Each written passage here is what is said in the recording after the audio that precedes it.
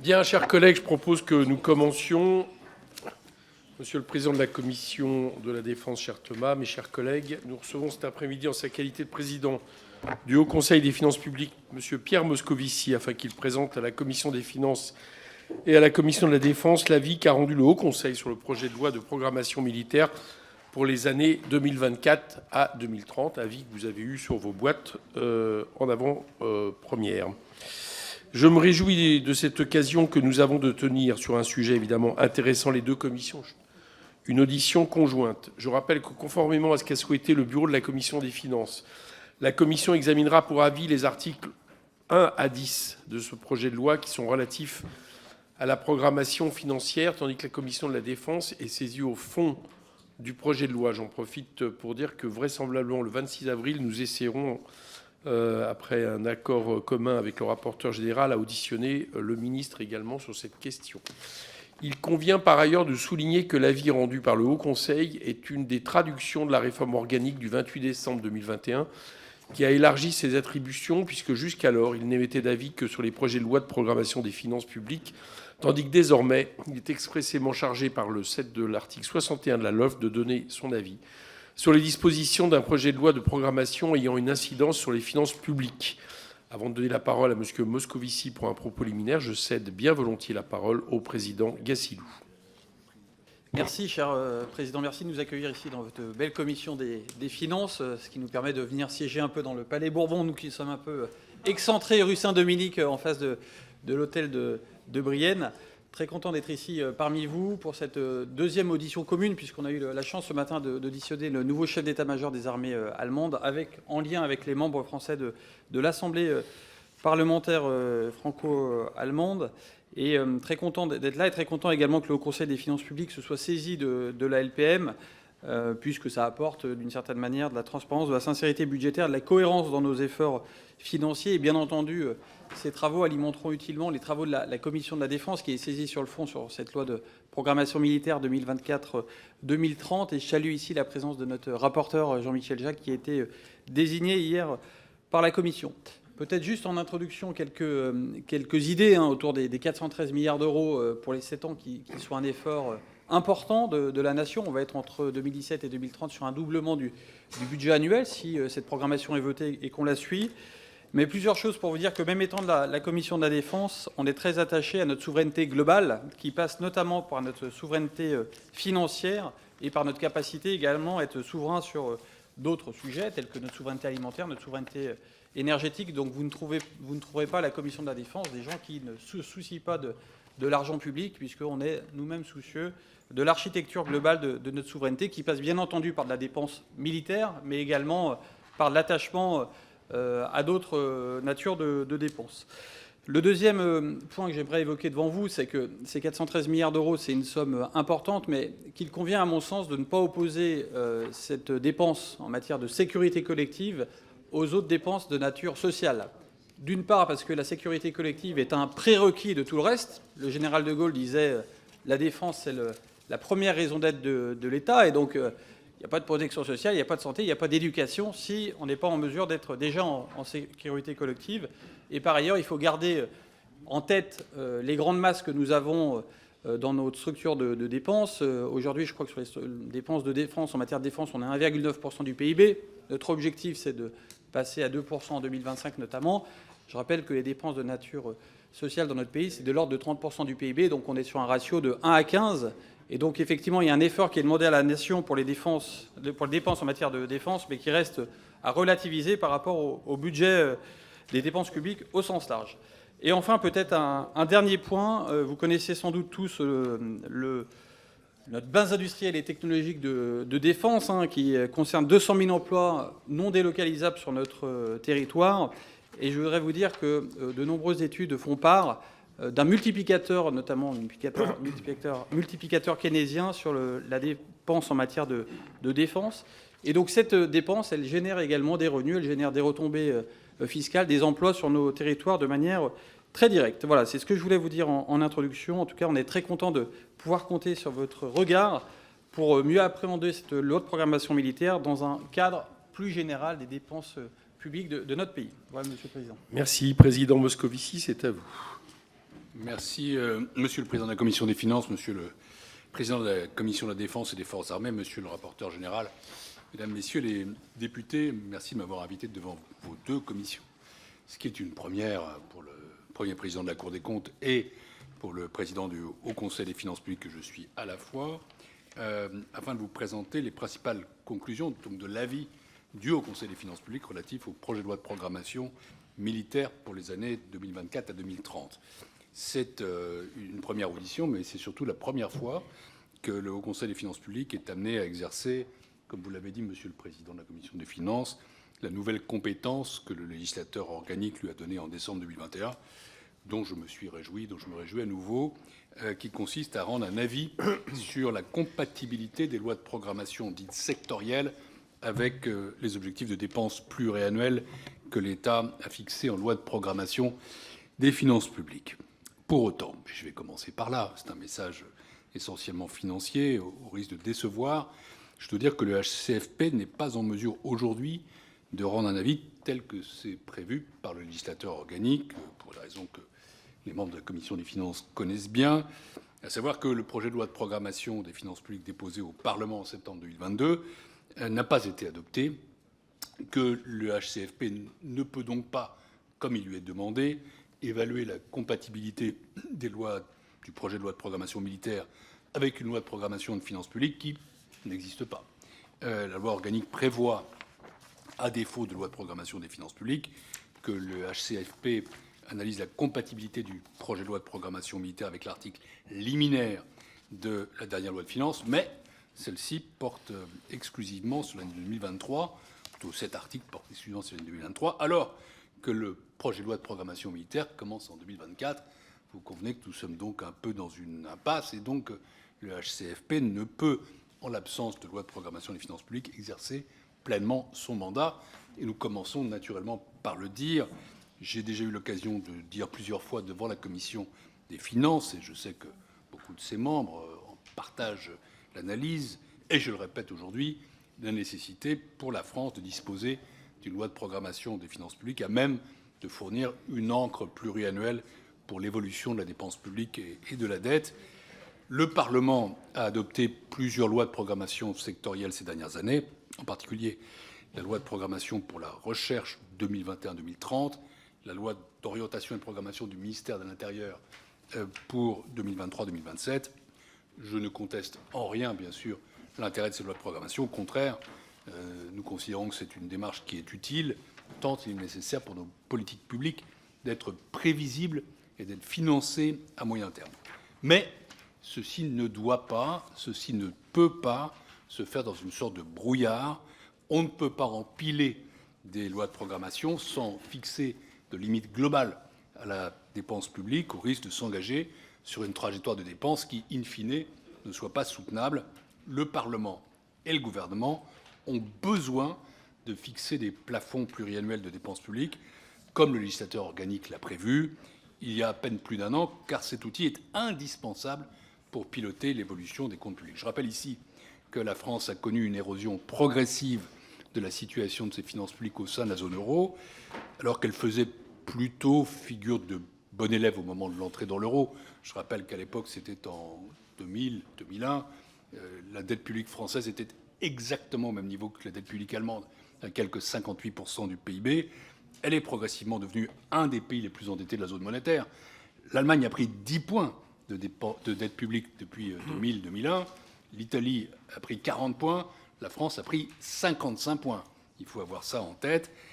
Un certain nombre de nos partenaires européens frappés, comme la France, par les crises, ont réussi à engager entre celles-ci une dynamique de diminution de la dette, mais il n'en a pas été ainsi dans notre pays. La loi de programmation des finances publiques devrait permettre de donner cette boussole pour empêcher une dérive lente de nos comptes publics en prévoyant des objectifs raisonnables en matière de dépenses chaque année pour rester conformes aux objectifs fixés. Les pouvoirs publics doivent utiliser, à notre sens, tous les moyens à leur disposition, à commencer par ceux prévus par la loi organique, pour gérer au mieux les finances publiques et maintenir une gouvernance irréprochable.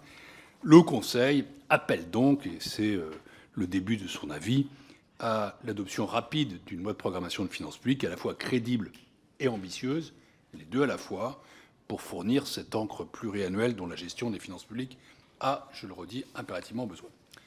En l'absence donc de loi de programmation des finances publiques, le HCFP a néanmoins décidé, comme le gouvernement le lui a demandé, d'examiner la conformité de la trajectoire du projet de loi de programmation militaire avec le projet de loi de programmation des finances publiques déposé le 26 septembre 2022 au Parlement. C'est donc un exercice, non pas virtuel, mais conventionnel. Je tiens à souligner un point important, c'est que cette trajectoire n'a pas été actualisée depuis septembre 2022, alors même que la LFI pour 2023 a été votée avec un montant de dépenses accru de 8 milliards d'euros par rapport à celle inscrite dans le PLF. La trajectoire de référence est donc d'ores et déjà, il faut le savoir, dépassée en 2023, au moins en prévision. J'en viens maintenant, ces préalables étant faits, au contenu de l'avis rendu par le HCFP. La loi de programmation, le projet de loi de programmation militaire, prévoit une trajectoire de crédits de paiement pour la mission défense s'élevant à 400 milliards d'euros au total sur la période 2024-2030, en faisant la somme de l'ensemble des exercices. Le projet de loi prévoit une augmentation des crédits de la mission défense de 3 milliards d'euros par an entre 2024 et 2027, puis de 4,3 milliards d'euros par an jusqu'en 2030. Les crédits atteindraient ainsi 69 milliards d'euros courants en 2030 contre 47 milliards en 2024. Et l'avis du Haut Conseil sur le projet de loi de programmation militaire porte 3 grands messages sur lesquels je vais maintenant revenir. 1. La trajectoire de crédit de paiement de 400 milliards d'euros est compatible avec celle du projet de loi de programmation de finances publiques. En revanche, c'est le deuxième message, le HCFP ne peut assurer que la trajectoire des besoins programmés, évaluée, elle, à 413,3 milliards d'euros par le projet de loi de programmation militaire, soit entièrement prise en compte dans le projet de loi de programmation militaire. Dès lors, la compatibilité des deux trajectoires est affectée d'incertitude. Enfin, le HCFP souhaite attirer l'attention du Parlement sur le fait que, dans la mesure où environ 20% des dépenses de l'État sont désormais couvertes par des lois de programmation qui visent des augmentations importantes de moyens, les dépenses restantes, soit 80% des budgets de l'État, devront faire l'objet d'une maîtrise stricte pour permettre le respect de la trajectoire visée par le projet de loi de programmation de finances publiques. Donc, les ajustements devront, si ces lois sont déployées comme prévu, se faire ailleurs. Premier message donc, j'y reviens, la trajectoire de crédit de paiement de la mission défense est compatible avec celle qui est prévue dans le projet de loi de programmation des finances publiques de septembre 2022. Je rappelle que ce projet couvre la période 2023-2027, alors que le projet de loi de programmation militaire s'étend, lui, de 2024 à 2030.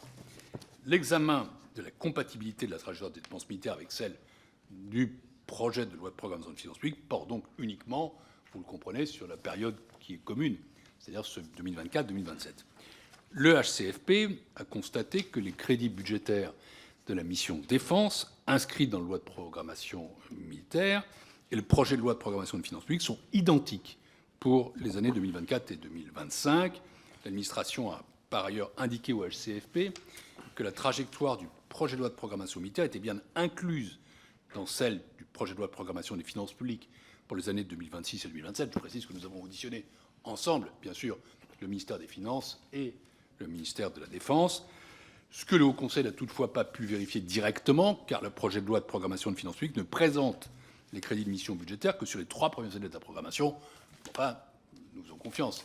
Donc, nous constatons que sur 2024-2027, c'est raccord pour ce qui est des dépenses, des crédits inscrits. Deuxième message, le Haut Conseil relève cependant que le projet de loi de programmation établit à 413,3 milliards d'euros le montant des besoins programmés pour la période 2024-2030, alors qu'il n'identifie que 400 milliards d'euros de crédits budgétaires pour les financer.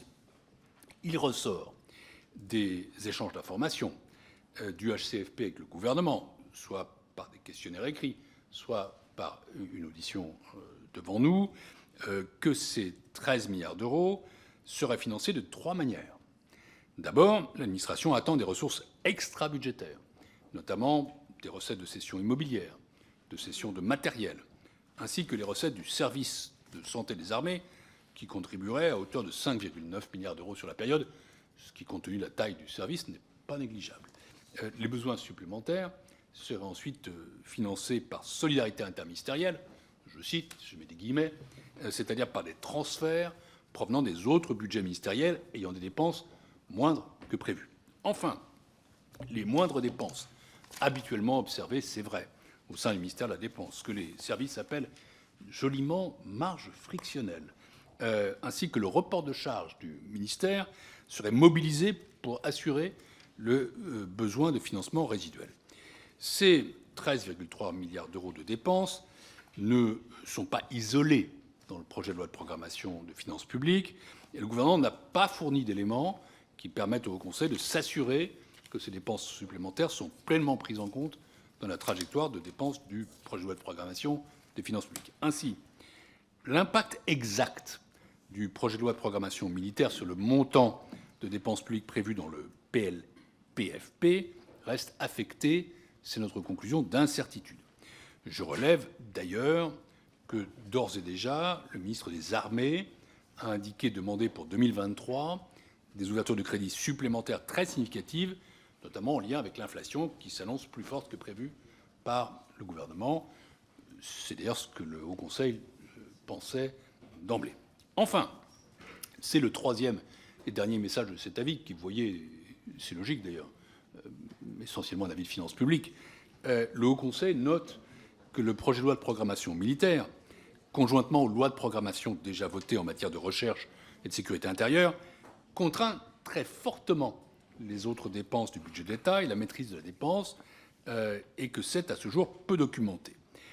En effet, les crédits couverts par ce loi de programmation vont connaître une croissance plus rapide que le total de la dépense de l'État telle qu'elle est prévue, imposant, si on veut respecter l'objectif de dépenses fixé en projet de loi de programmation de finances publiques, une croissance faible en valeur et même une baisse en volume des autres dépenses de l'État. C'est un problème de cohérence, si vous voulez.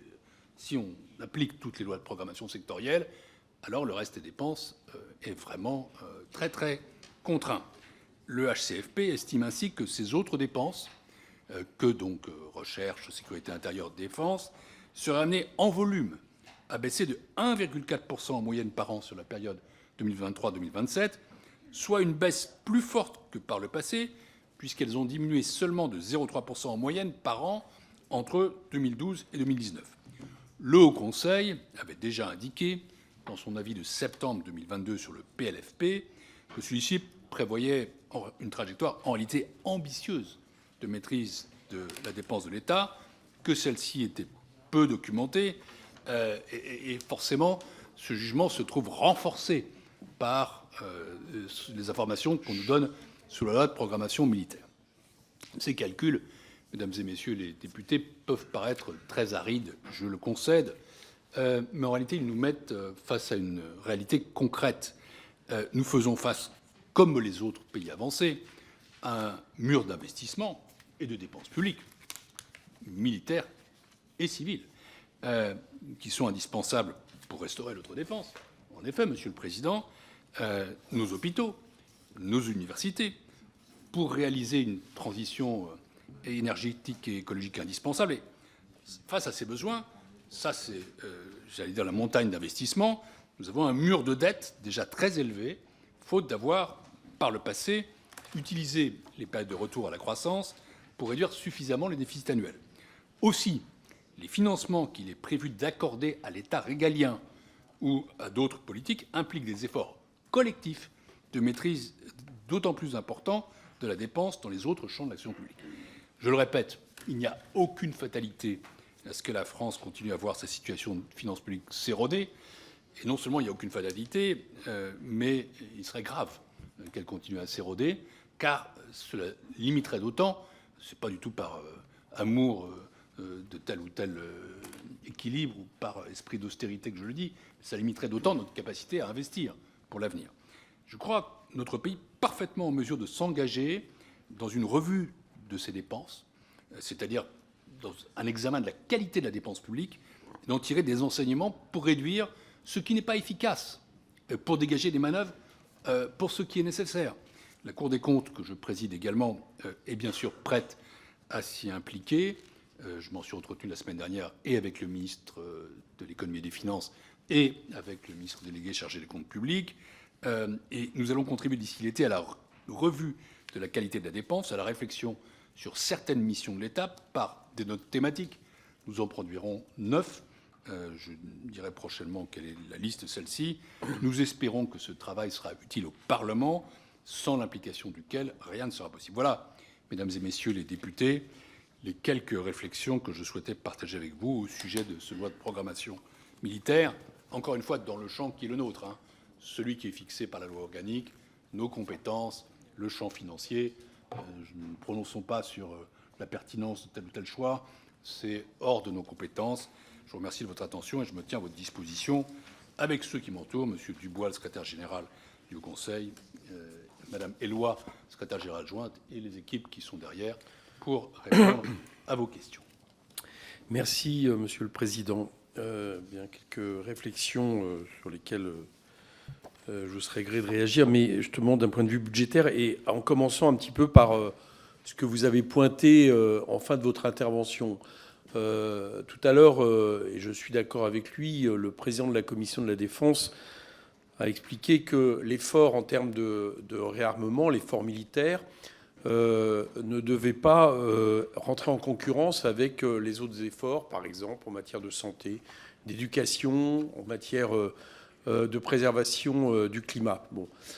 Et que donc on ne devait pas regarder, j'allais dire, le budget proposé en se disant il est vraiment trop important par rapport à ce qui est fait ailleurs.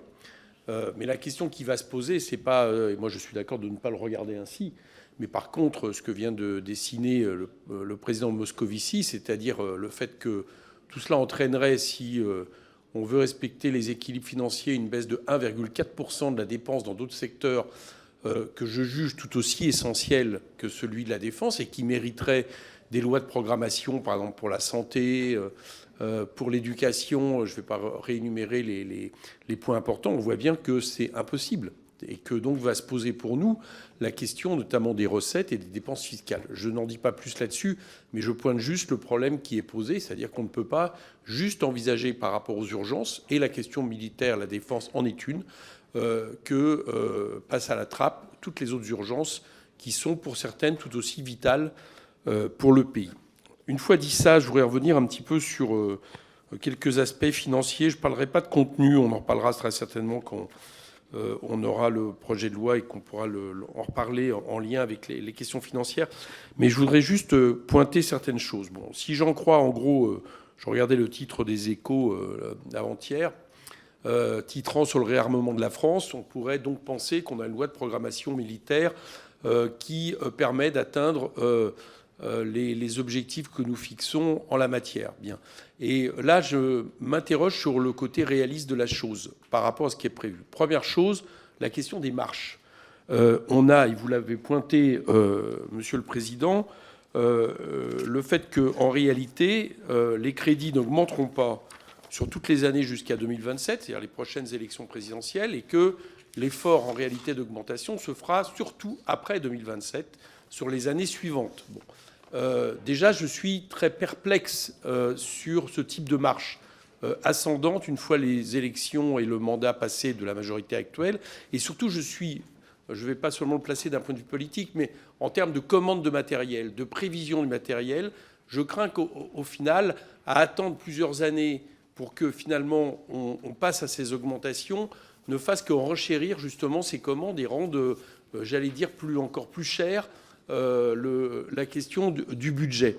Et d'autant plus que, si je ne me trompe pas, dans les dernières années, le budget sera impacté par la moitié de l'investissement nécessaire au futur porte-avions français, 5 milliards sur ce loi de programmation, 5 sur celle qui viendra après. Donc on voit qu'une grosse partie de cette augmentation passera sur ces 5 milliards. Donc ça, c'est ma première question sur les marches. J'aimerais que vous ayez, je ne sais pas si vous avez une analyse là-dessus, sur le côté réaliste de ces marches. La deuxième, c'est que pour les années 2024-2025, on est à 3 milliards. Or, c'était déjà 3 milliards prévus dans les dernières lois de programmation militaire, sauf qu'il n'y avait pas l'inflation. Bon. Et que donc une partie de ces 3 milliards n'est pas la même que celle qui avait été estimée au départ. Voilà. Donc là aussi, c'est une deuxième question, c'est-à-dire qu'en réalité, c'est une baisse. S'il n'y a pas l'inflation qui est comptée, c'est une baisse par rapport à ce qu'on peut en attendre. Donc ça, c'est une deuxième réflexion que je souhaitais vous poser. Je voulais également savoir, mais peut-être ne l'avez-vous pas eu en termes d'analyse, c'est que j'ai cru comprendre que les Jeux olympiques vont impacter le budget de la défense, notamment en matière de sécurité dans ce qui est prévu. Moi, je suis content de parler du chiffre de 800 millions d'euros. Je ne sais pas si c'est réel, mais on voit bien que si c'est le cas, là, on n'est pas sur une question de réarmement. On est sur une question de l'armée utilisée pour régler un problème qui est celui de la sécurité, qui n'est pas forcément lié à la question de la réarmement et de la modernisation d'une loi de programmation militaire normale. Enfin, donc je vous ai parlé des démarches, je vous ai parlé de l'inflation.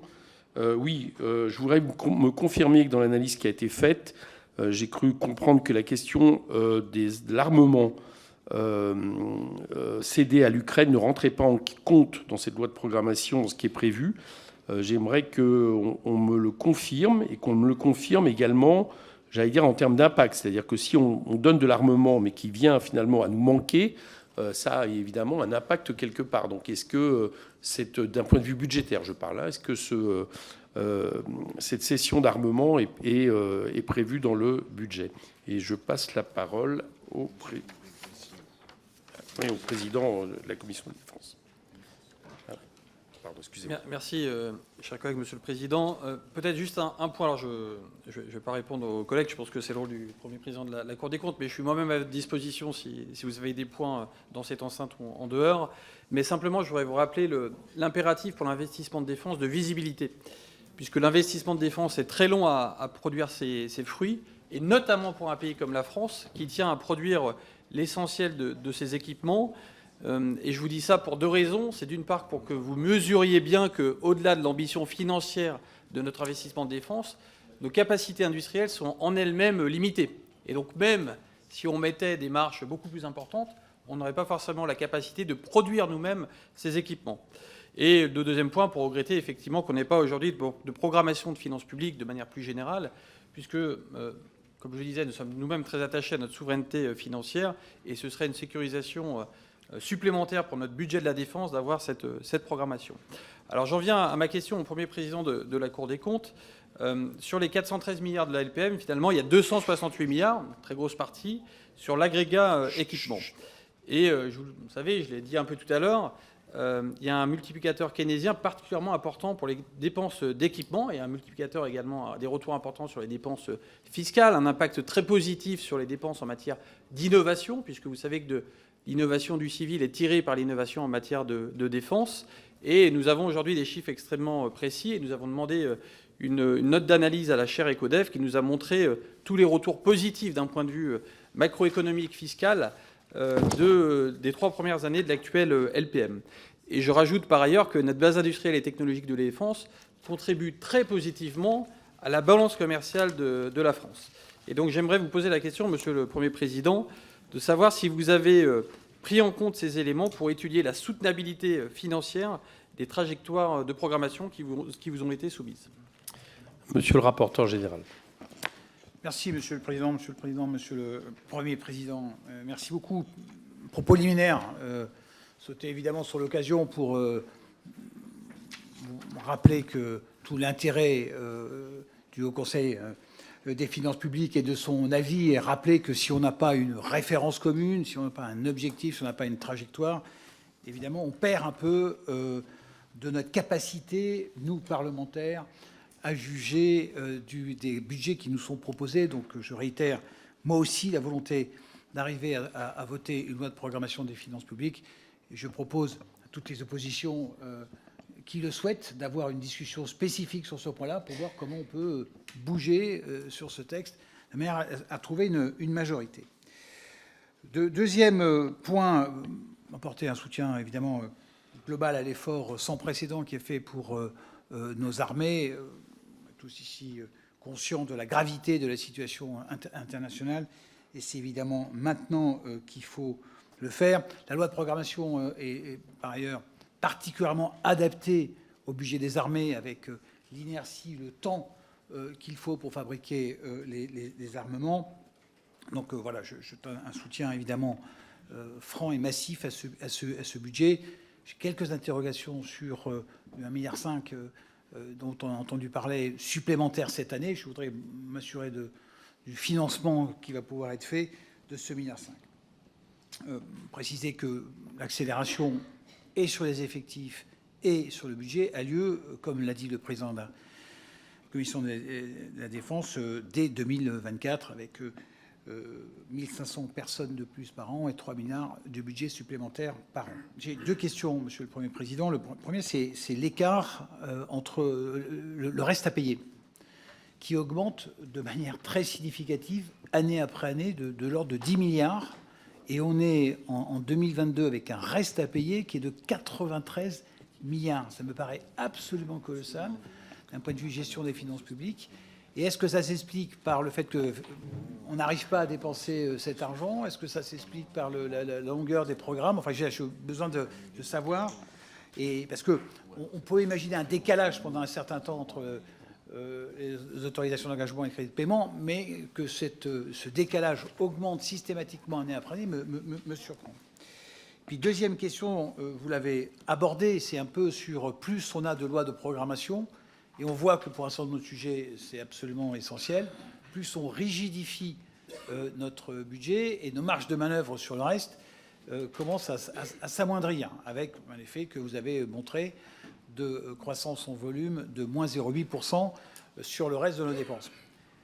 Est-ce que vous pensez qu'il faut justement continuer à augmenter le nombre de lois de programmation des finances publiques sur d'autres sujets, avec le risque que je viens d'évoquer, ou est-ce que là, on a fait les sujets qui vous paraissaient les plus stratégiques et qui sont les plus engageants sur moyen terme, et il faut arrêter pour se garder des marges de manœuvre année après année. Merci beaucoup. Jean-Michel Jacques, qui est rapporteur du projet de loi. Oui, merci. Je vous souhaite la bienvenue. Merci, Monsieur le Président, Messieurs les Présidents. En tant que rapporteur de la Commission de la Défense du projet de loi de la programmation militaire, je me félicite de la saisine du Haut Conseil des finances publiques. Alors, l'avis du Conseil est en effet une source d'information très précieuse pour nous, les parlementaires. La saisine du Haut Conseil a également le mérite de rappeler l'effort significatif et nécessaire en faveur de nos armées, tel qu'a été promu dans la loi de programmation militaire. On l'a dit, sans défense, de toute façon, sans défense nationale, il n'y a plus d'État. Cela exige aussi que chaque euro dépensé soit naturellement utile. Et si vous me le permettez, je souhaiterais aussi rappeler, parce que ça n'a pas été dit, que le budget de la défense nationale irrigue aussi nos territoires. Et comme d'ailleurs le précisait le président de la Commission de la Défense, souvent et sur des objets duals et donc au bénéfice d'autres intérêts que celui de la défense. Alors, Monsieur le Président, votre avis soulève un point de vigilance sur lequel je souhaiterais vous interroger. Il s'agit de l'impact de l'inflation. Le ministre des Armées a chiffré cet impact à 30 milliards d'euros sur l'ensemble de la programmation.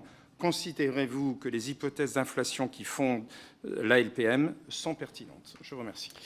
Merci. Je vais redonner la parole à Pierre Moscovici. Juste, je voulais compléter la question du rapporteur sur les 1,5 milliard et me demander si tout ça était imaginable sans projet de loi de finances rectificatif. Monsieur Moscovici.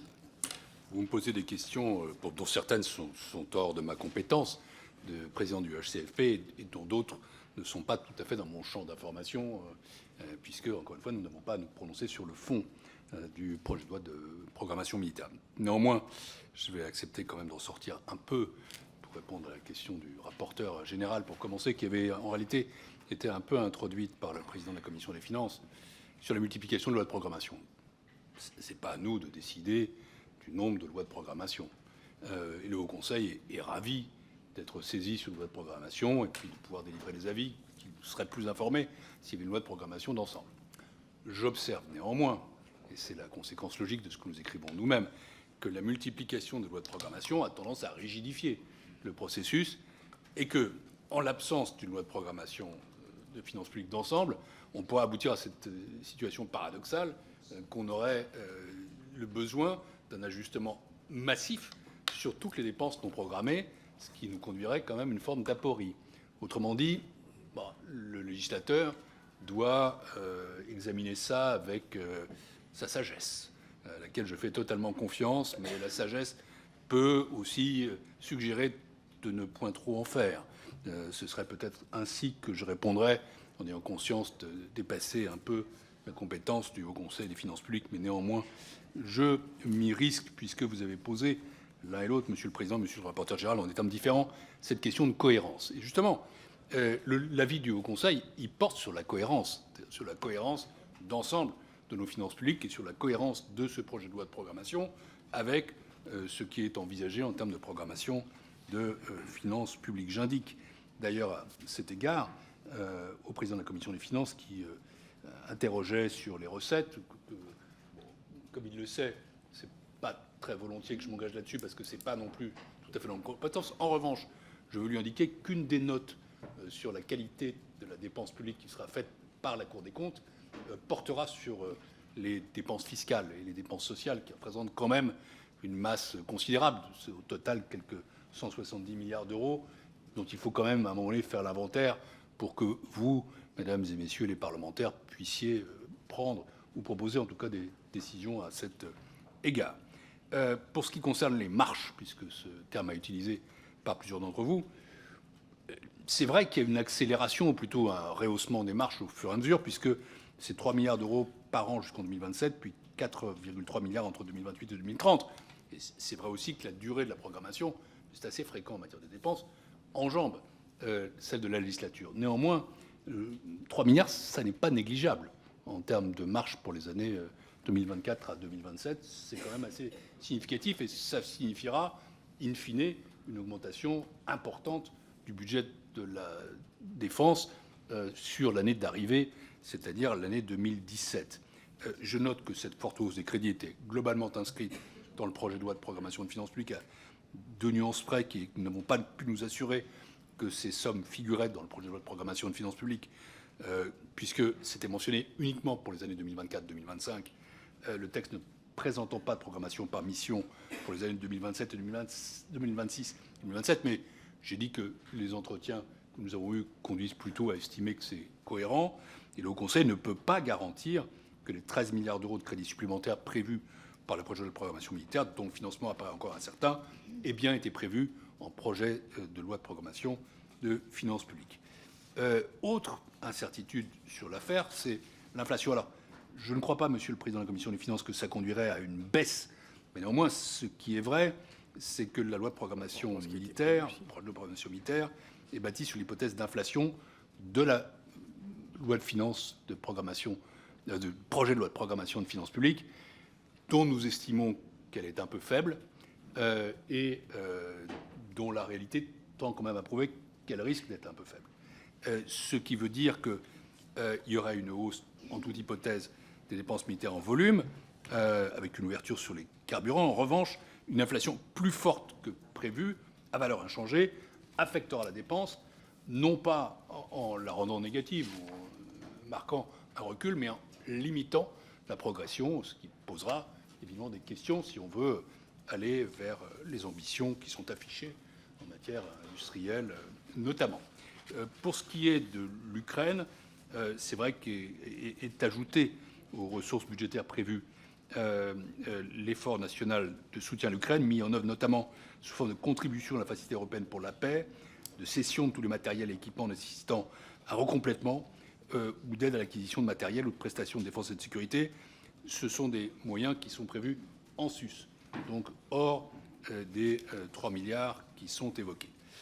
Pour ce qui est du multiplicateur keynésien, dans une autre vie, j'ai siégé parmi vous et appartenu au gouvernement de ce pays. Et je suis très attaché à la base industrielle française. Je pense néanmoins qu'il faut distinguer les choses. Incontestablement, sur les territoires, il y a une réalité. Incontestablement, cette industrie existe et elle est très importante et elle a toute une série de débouchés. Néanmoins, si on veut parler multiplicateur keynésien, je serais un tout petit peu plus prudent parce que le multiplicateur, il se joue à l'échelle globale, donc en termes de productivité, d'emploi. Et disons que c'est vrai qu'il y a à court terme une accélération, mais qu'à long terme, c'est moins vrai. Ça n'a pas d'impact mesurable sur le PIB potentiel de la France. Et il faudrait, pour que celui-ci augmente, qu'il y ait un effort qui soit, pour le coup, totalement global et non pas portant uniquement sur 1,9% du budget de l'État. Et donc, c'est à mon avis un peu autrement qu'il faut décider des dépenses militaires, ou en tout cas les juger. Et de ce point de vue-là, en tout cas, le Haut Conseil des finances publiques n'a pas d'analyse macroéconomique spécifique, mais il s'attache à la dépense et à la cohérence, encore une fois, de l'approche en matière de dépenses. Enfin, sur les restes à payer, ils sont essentiellement dus à l'allongement des contrats selon les réponses que nous ont fournies les administrations, tant le ministère des Finances que le ministère de la Défense, ou plutôt tant le ministère de la Défense que le ministère des Finances. Voilà les réponses que je peux apporter aux questions qui ont été posées jusque-là. Merci. On va passer aux orateurs de groupe. Je n'ai pas pour Renaissance qui intervient. monsieur le rapporteur.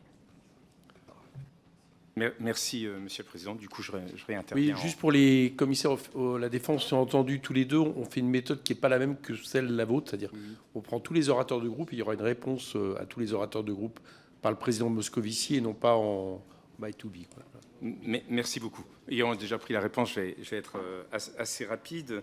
Je voudrais revenir sur les ressources extra-budgétaires que vous avez évoquées. Sans approche de spécialiste des finances, mais plutôt de défense, je trouve ça assez vertueux dans le sens où ça va, cette programmation finalement poussée à 413 milliards d'euros, va pousser aussi nos industriels aussi peut-être à être beaucoup plus pertinents, beaucoup plus performants. Est-ce que vous pensez aussi que parfois pouvoir mettre une hausse un peu plus haute, un objectif un peu plus haut, permet aussi de compresser et contracter certains acteurs du domaine de façon à ce que les deniers publics puissent être beaucoup plus efficaces. Je vous remercie. Merci. Monsieur Émeric Salmon pour le Rassemblement national. Oui, messieurs les présidents des commissions, monsieur le président du Haut Conseil, on a vu s'étaler dans la presse les multiples désaccords au sein du gouvernement. D'une part, Matignon et sa logique austéritaire d'une LPM au rabais. Madame Borne souhaitait une LPM réduite à 392 milliards d'euros avec une augmentation insuffisante de 2 milliards d'euros par an en début de LPM, soit moins encore que la précédente loi de programmation. D'autre part, le ministère des Armées souhaitait à juste titre une LPM plus ambitieuse à 413 milliards d'euros entre 2024 et 2030. Il ne faut pas se leurrer sur ces 413 milliards. Le rapport du Haut Conseil aux finances publiques est très clair à ce sujet. Les 413 milliards ne sont pas budgétés sincèrement. En réalité, 13 milliards d'euros sont annoncés sans qu'on trouve de traces sérieuses et crédibles de leur financement.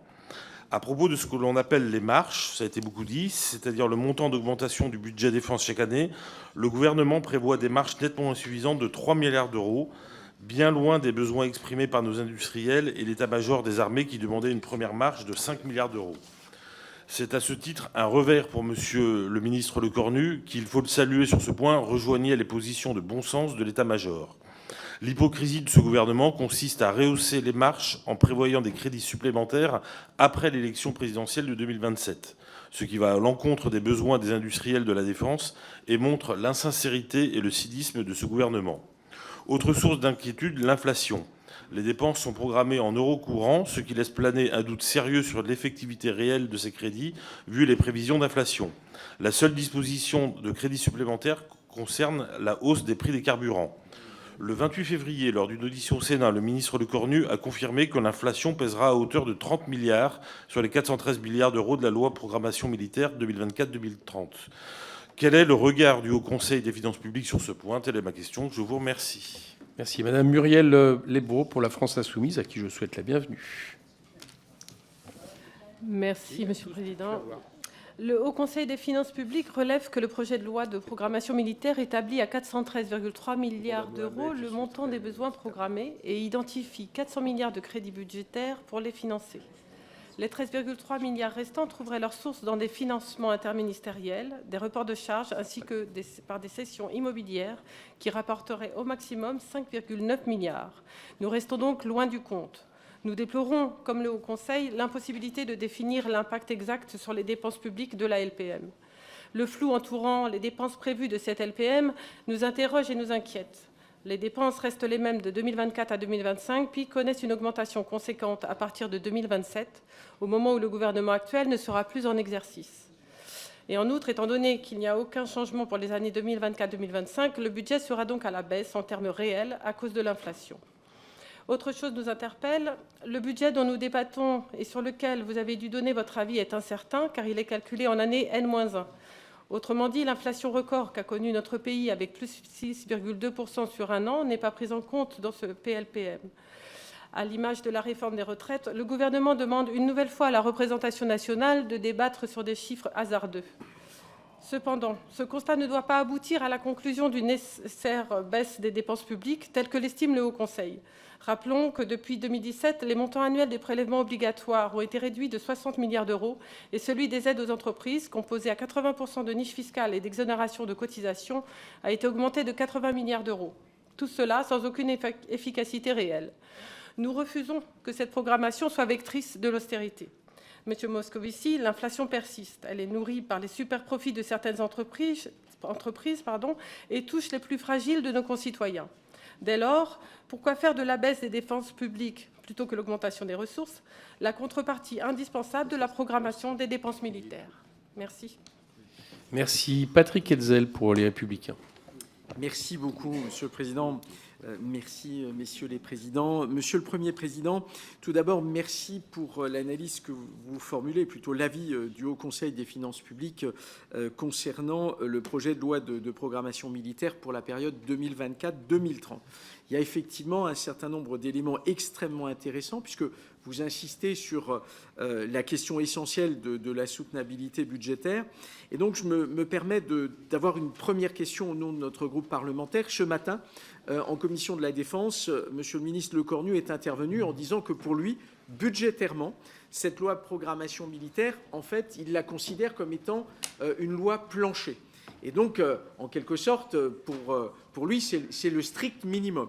Et donc, évidemment, vous n'avez pas à vous prononcer sur l'opportunité, mais tout de même, qu'en pensez-vous si on devait considérer qu'il s'agit effectivement d'un plancher ?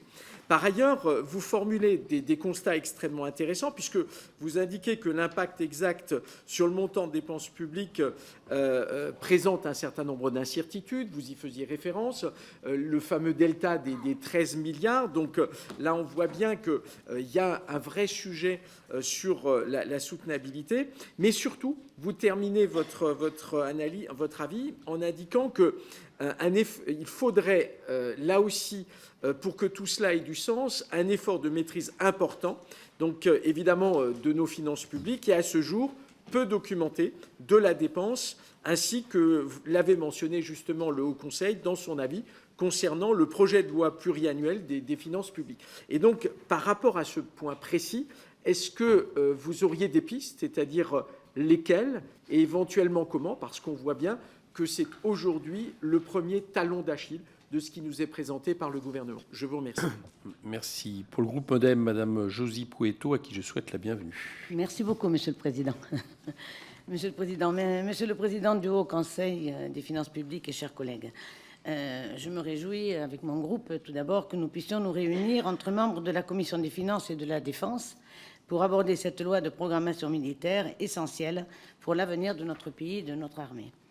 D'autant, chers collègues, que si je ne me trompe pas, et je ne me trompe pas, c'est la première fois que le Haut Conseil est saisi pour un projet de loi de programmation comme celui-ci, ce qui fait suite à la réforme Saint-Martin-Wörth adoptée en 2021, qui a introduit cette nouveauté. Mais comme le souligne votre avis, vos travaux ont été limités par le fait que nous n'avons pas, à ce jour, adopté de loi de programmation de finances publiques, alors que cette LPM s'étale jusqu'en 2030.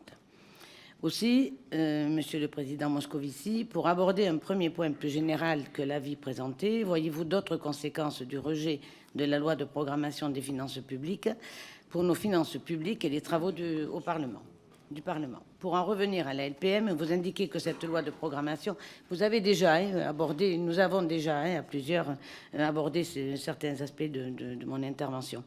Donc, pour en revenir à la LPM, vous indiquez que cette loi de programmation, comme les précédentes pour la recherche ou la sécurité intérieure, devront entraîner des choix budgétaires sur d'autres points pour réduire nos dépenses publiques. Mais alors que le texte que nous allons étudier prévoit d'importants investissements dans le tissu économique de notre pays et de nombreux investissements en recherche et développement, est-il possible d'estimer un impact positif pour nos finances publiques de cet investissement massif dans notre BITD ?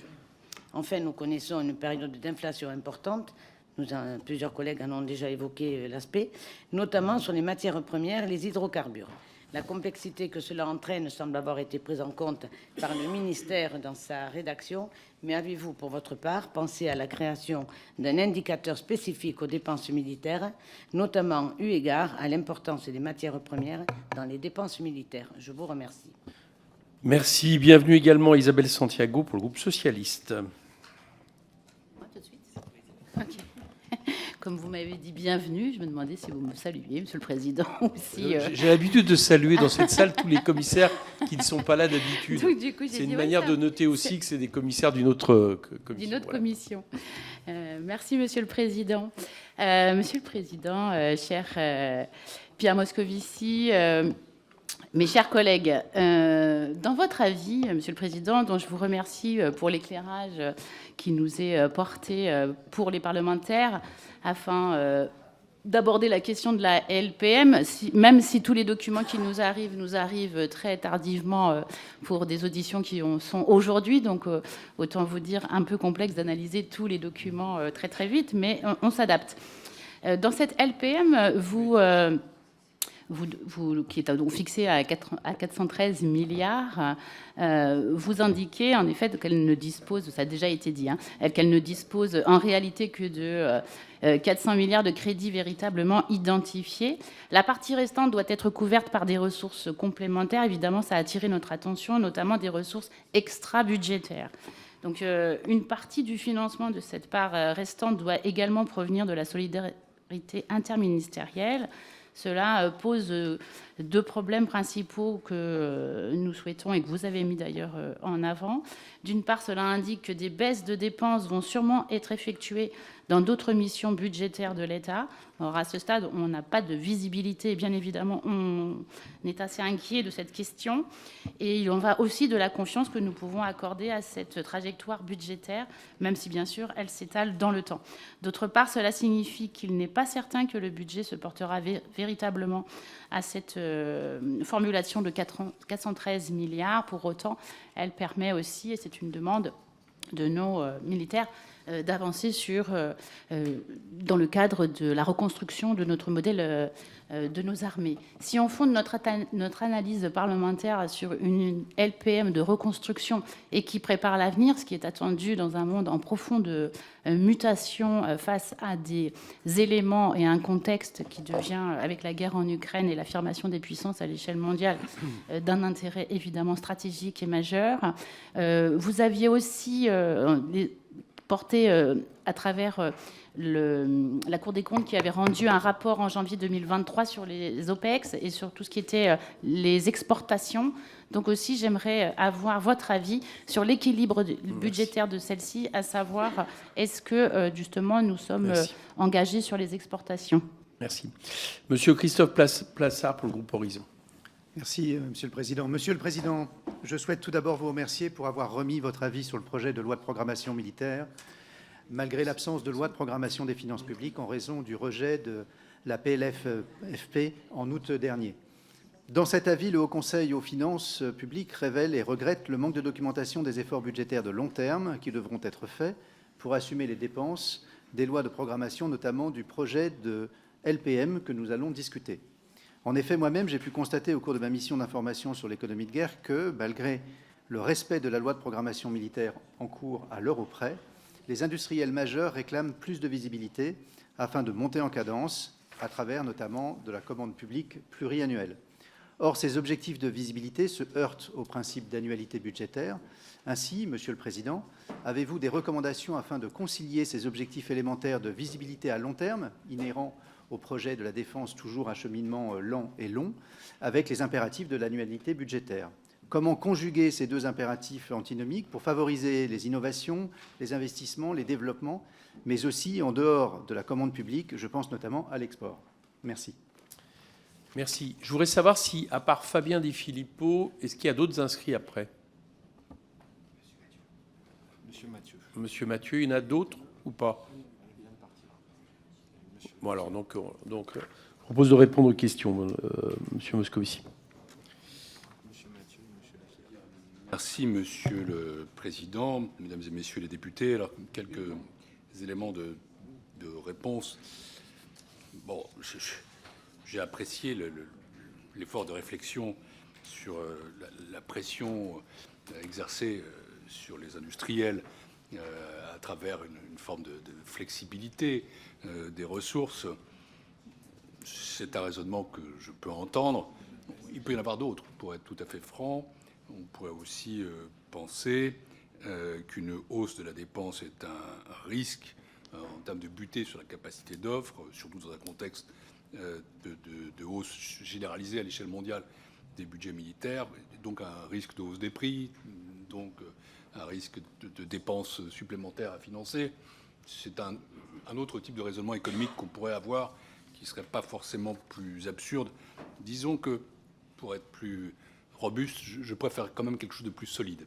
C'est-à-dire que peut-être un peu bêtement, dans mes fonctions de président de la Cour des comptes et de président du Haut Conseil des finances publiques, c'est un peu mieux quand les crédits et les besoins sont alignés. Ça donne moins d'incertitude et ça permet une lisibilité plus forte des choses. Sur l'inflation, comme déjà dit, l'inflation prévue laisse de la place quand même pour une hausse de la dépense en volume. Ça, c'est quoi qu'il arrive à peu près, mais l'inflation pourrait être plus élevée, comme l'a dit le Haut Conseil des finances publiques. Ce devrait être le cas en 2023. C'est plus incertain pour la suite, mais ça fait partie quand même des éléments qui devront être éclairés dans la suite de la période. Pour ce qui est des dépenses, bon, c'est un sujet assez classique. Je vais répondre formellement et fondamentalement.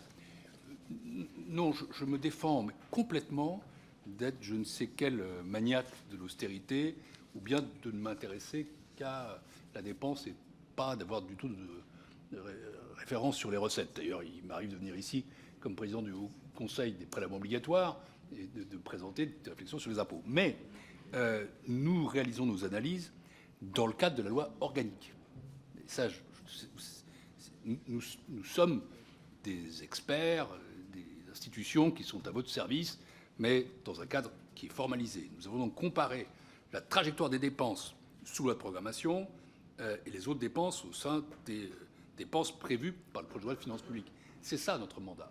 Notre mandat n'est pas d'aller chercher ailleurs, mais bien sûr, votre métier, votre fonction est tout à fait différente de la nôtre. Mais il faut comprendre que nous agissons non pas sur un cadre que nous choisissons, mais sur un cadre qui est fixé. Néanmoins, je veux aussi quand même avoir une réponse un peu plus conséquente sur le fond, à savoir que non, je me défends aussi d'être un partisan de l'austérité sur le fond. Quand je constate que nous avons quand même 58% de la dépense publique dans le PIB, bon, c'est pas quelque chose qui est en soi contestable. Aller plus haut pose quand même un certain nombre de problèmes, y compris en termes de recettes, à un moment donné, puisque les prélèvements obligatoires sont près de 45%. Mais, indépendamment de ça, encore faut-il que nos concitoyens soient tout à fait satisfaits de la qualité du service public. Là, je m'exprime comme un citoyen banal, je ne suis pas absolument sûr que ce soit le cas.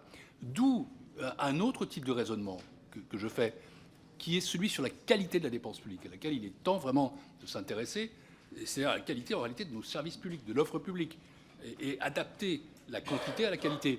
Je ne postule jamais, c'est pas mon métier, je ne suis pas un budgétaire, je ne postule jamais qu'il faut atteindre tel ou tel niveau de maîtrise de la dépense, en tout cas dans ces fonctions, mais plutôt que de la qualité doit découler une efficacité supérieure qui ne se réalise pas forcément à un coût supérieur tout de même, parce que nous sommes dans une situation que vous connaissez, qui est économique et qui est sociale.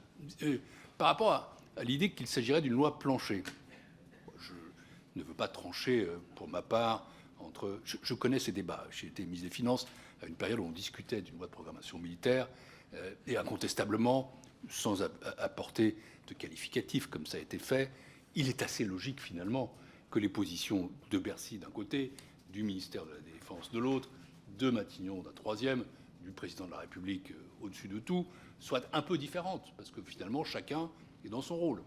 Sinon, il n'y a qu'à avoir un seul ministre pour tout. Et les ministres dépensiers ne sont pas équivalents tout à fait dans leur raisonnement aux ministres financiers. Mais indépendamment de ça, et c'est pour ça que je récuse, j'aime pas jamais bien utiliser les termes d'insincérité, parce que pour être insincère, il faut quand même avoir l'intention de tromper. C'est pas à vous que je répondais, monsieur le député, mais je le faisais indirectement. Considérons que voilà, ce serait une loi plancher. Si c'est une loi plancher, pour raisonner comme vous, ça supposerait qu'ensuite on aille plus loin, c'est-à-dire qu'on décolle du plancher. Il faudrait trouver des dépenses ailleurs. Voilà la réponse. Elle est aussi simple que ça. Ou plutôt des recettes ailleurs, ou de moindres dépenses ailleurs. Plutôt, parce que je considère quand même qu'il y a une certaine limite au prélèvement qu'on peut opérer. Je crois qu'elle est raisonnable.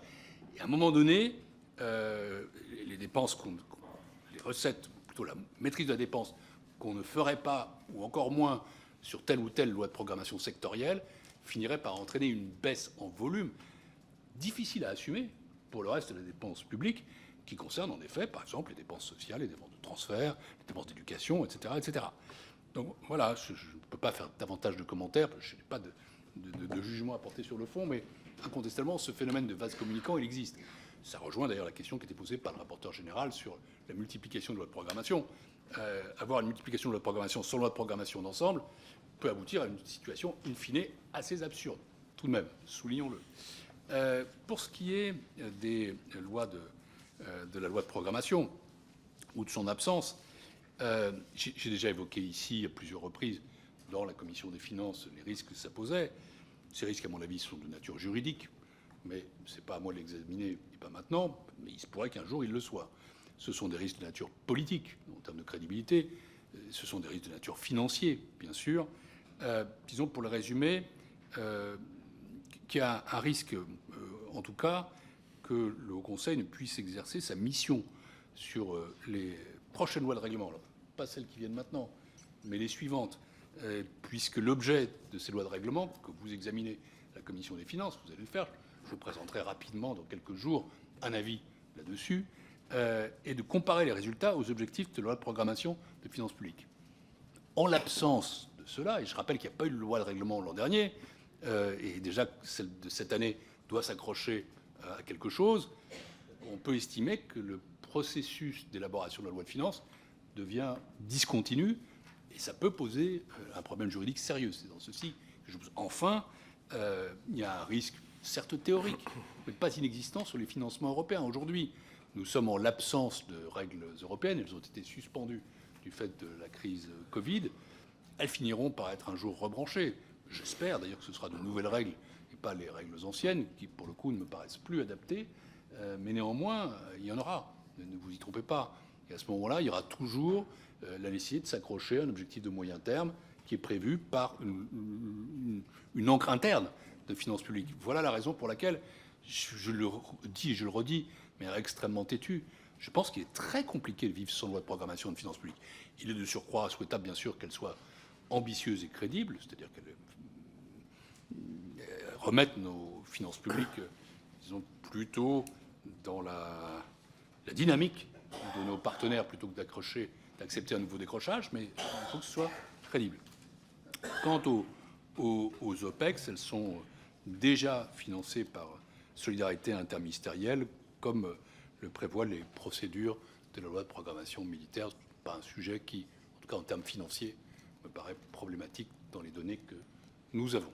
Voilà, mesdames et messieurs les députés, les réponses que je peux vous apporter aux différentes questions qui ont été posées. Bien, on va passer donc aux autres questions. Je vous rappelle, c'est 1 minute. Fabien Di Filippo. Vous pouvez fermer le micro, Pierre. Bien, merci beaucoup, Monsieur le Président. Alors, eh bien, ce débat est très très large puisqu'il nous engage sur un avenir incertain de 6 ans et puis dans un contexte géopolitique qui est très mouvant. On l'a vu. L'avantage d'une loi de programmation, c'est qu'elle permet un affichage généreux sans avoir à en assumer la totalité de l'exécution. Alors, on comprend que l'outil politiquement peut être intéressant pour un gouvernement. J'avais une première question. Quand on dit 413 milliards, visiblement, il y a 13 milliards de recettes incertaines qui reportent sur des ventes immobilières ou des ventes de fréquences radio. Comment, avec vos équipes, évaluez-vous la sincérité, la capacité à obtenir ces 13 milliards de recettes supplémentaires ? Et puis une autre question, quand on dit 413 millions d'euros dans un contexte inflationniste, comme celui, dans un contexte inflationniste comme celui qu'on connaît actuellement, quelle part de ces 413 milliards pourrait être annihilée par l'inflation? Si on est sur un rythme de 5% par an, plus lent que celui qu'on connaît actuellement, ce serait les 100 milliards de hausse qui seraient intégralement, même plus que les 100 milliards de hausse qui seraient intégralement grignotés. Enfin, dernière question, vous avez dit si on veut que ce soit soutenable financièrement, et j'y souscris, il faut par ailleurs baisser des dépenses à hauteur de 1,4% dans différents domaines. Vous parliez, je ne sais pas si vous parliez de la dépense publique ou du PIB, en tout cas, est-ce que ça intègre l'évolution de taux d'intérêt à la hausse? Est-ce que ça intègre l'évolution de la charge de la dette qui va devenir, à ce moment-là, devant l'armée et devant la défense, devant l'éducation nationale, le premier budget de l'État, ce qui est une autre menace pour tout cela? Merci. Monsieur Frédéric Mathieu, à qui je souhaite la bienvenue. Merci, Monsieur le Président. 1 minute, je vais essayer d'être le plus synthétique possible.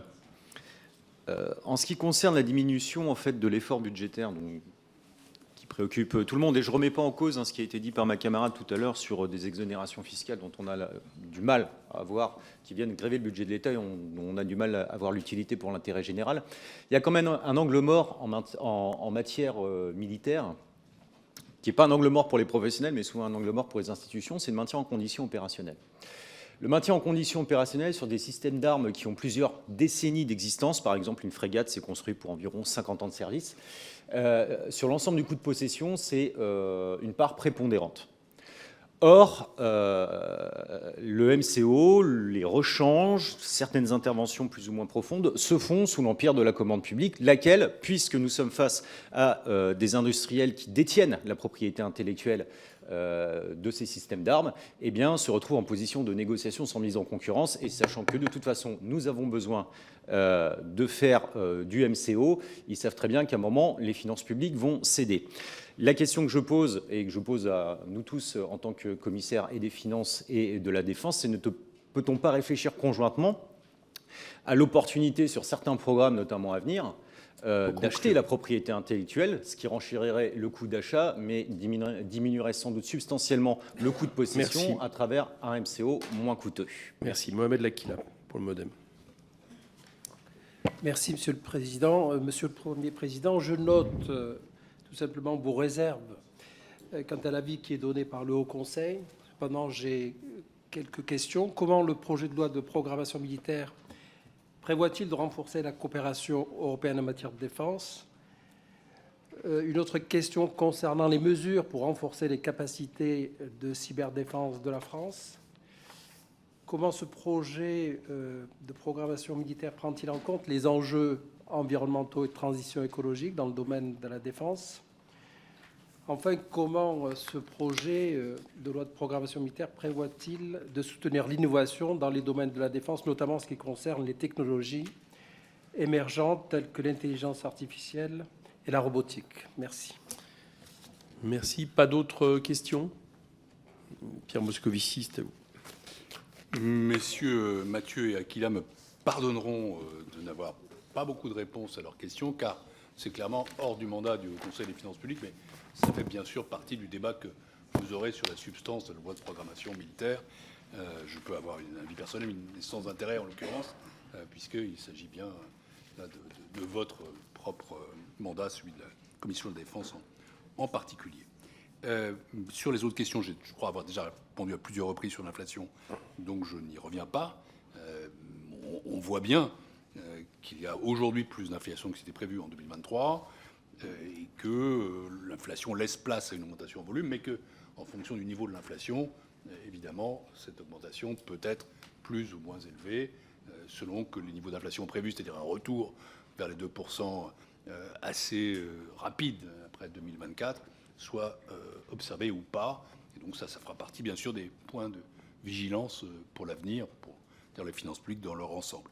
Sur les 413 milliards d'euros, et notamment les 13,3 milliards d'euros de delta entre les crédits prévus et les besoins, je redis une réflexion générale. Je manie pour ma part avec vraiment une extrême réserve, une extrême prudence, l'adjectif, plutôt l'épithète d'insincérité.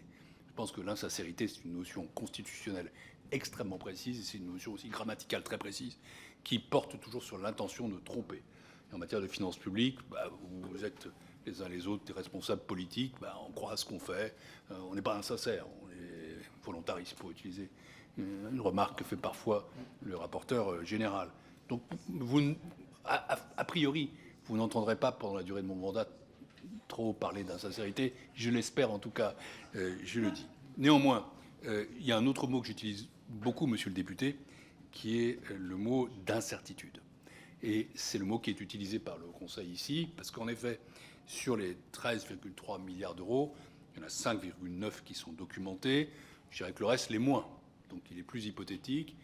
Il ne nous paraît pas inatteignable. Donc nous n'utilisons pas non plus le mot irréaliste. Vous voyez, nous avons toute une grammaire. Donc nous ne parlons pas d'insincérité, nous ne parlons pas d'irréalisme, nous parlons d'incertitude et donc de choses qui restent à confirmer. Enfin, sur le service de la dette, c'est bien la question que je soulève à chaque fois. Encore une fois, non, l'austérité, c'est pas ma culture, et ce n'est pas ma tasse de thé. Et de toute façon, quand on a 58% de dépenses dans le PIB, quand on a vu l'évolution de la dette sur la durée, je rappelle les 55 points de PIB que nous avons gagnés depuis 2000 face à 40 en Italie ou 10 en Allemagne, il n'y a pas eu d'austérité dans notre pays en vérité. Ce n'est pas notre culture nationale, ne jouons pas trop à ça.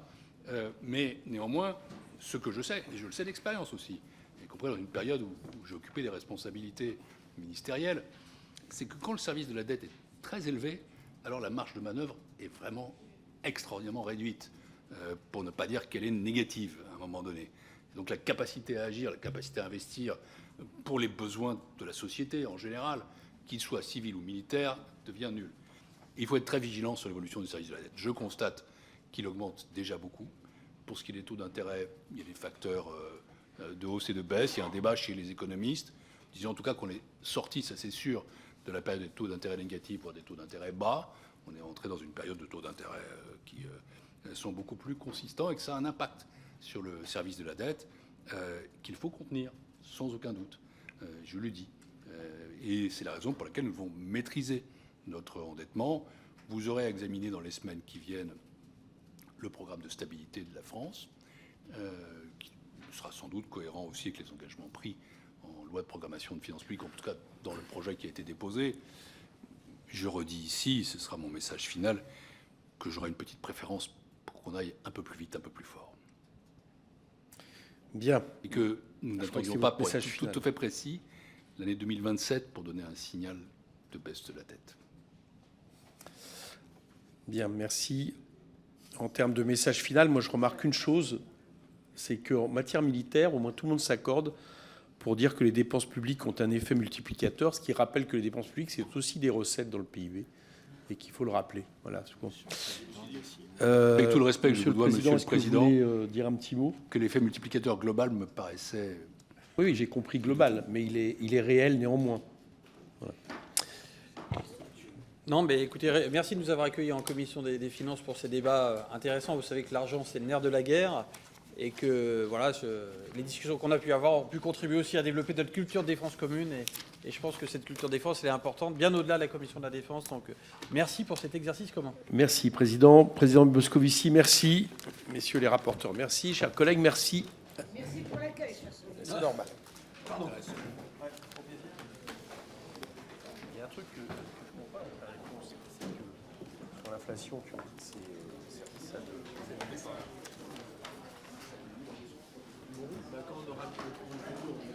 D'accord.